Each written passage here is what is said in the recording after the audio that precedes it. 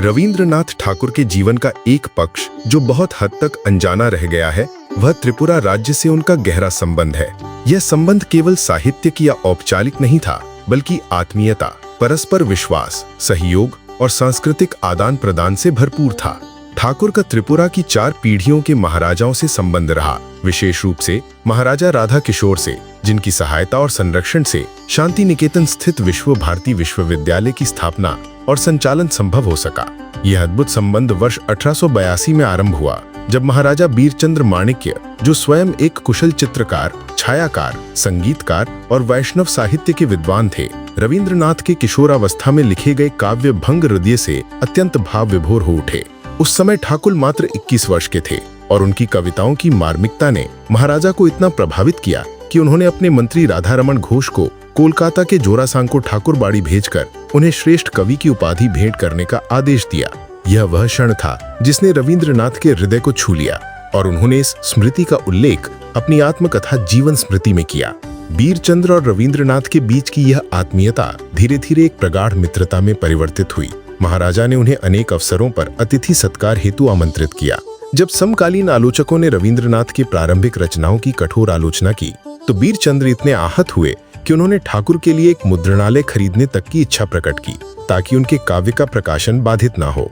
बीरचंद्र के निधन के पश्चात उनके पुत्र महाराजा राधा किशोर माणिक्य ने इस संबंध को और भी अधिक मजबूत किया।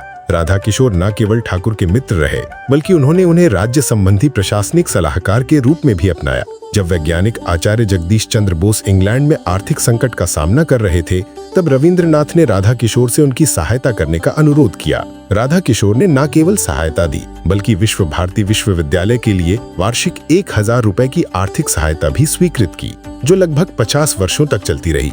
रविंद्रनाथ ठाकुर ने त्रिपुरा में 7 बार यात्रा की, जिनमें से अंतिम यात्रा 1926 में हुई, जब वे राजधानी अगरतला स्थित पुष्पवंता पैलेस में ठहरे थे।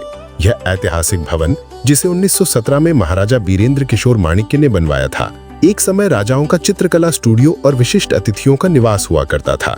आज इसे एक राष्ट्रीय संग्रहालय और सांस्कृतिक केंद्र के रूप में विकसित किया जा रहा है। रविंद्रनाथ ठाकुर ने त्रिपुरा के इतिहास और संस्कृति को अपने साहित्य में अमर कर दिया।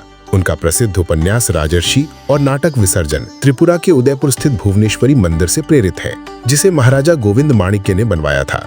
इस मंदिर को ठाकुर ने अपने साहित्य में इस प्रकार प्रतिष्ठित किया कि वह केवल ईंट पत्थर की संरचना नहीं रही, बल्कि भारतीय साहित्यिक चेतना का एक प्रतीक बन गई। महाराजा बीर बिक्रम किशोर, जो त्रिपुरा के अंतिम शासक थे, ने रविंद्रनाथ को उनकी मृत्यु से मात्र 3 माह पूर्व भारत भास्कर की उपाधि देकर सम्मानित किया। ये प्रमाण है कि ये संबंध केवल साहित्य या सम्मान तक सीमित नहीं था, बल्कि ये 2 सांस्कृतिक और बौद्धिक शक्तियों के बीच का आदान प्रदान था, जिसने राष्ट्र निर्माण की दिशा में भी प्रभाव डाला।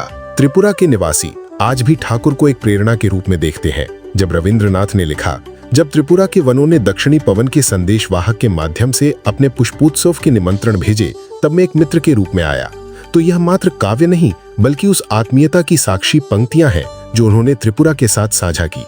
आज जब हम रविंद्रनाथ ठाकुर की पुण्यतिथि पर उन्हें श्रद्धांजलि अर्पित करते हैं, तब यह उनका त्रिपुरा से यह गहन संबंध हमें स्मरण कराता है कि सृजन, संस्कृति और सद्भाव की भूमि सीमाओं से परे होती है। यह संबंध आज भी भारतीय साहित्यिक, सांस्कृतिक और राजनीतिक चेतना में अपनी गूंज छोड़ता है, एक ऐसी गूंज जिसे समझना और आगे बढ़ाना हम सबका दायित्व है। रविंद्रनाथ ठाकुर की पुण्यतिथि हम सभी के लिए केवल एक स्मरण दिवस नहीं, बल्कि आत्ममंथन का अवसर है।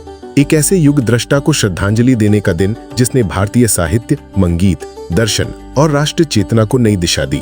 7 अगस्त 1941 को इस महाकवि का निधन हुआ, लेकिन उनकी रचनाएं, विचार और संवेदनशील दृष्टि आज भी जीवित है। उनकी लेखनी ने जहां एक ओर भारत की आत्मा को स्वर दिया, वहीं दूसरी ओर पूरी मानवता के लिए शांति, सौंदर्य और सत्य का मार्ग प्रशस्त किया।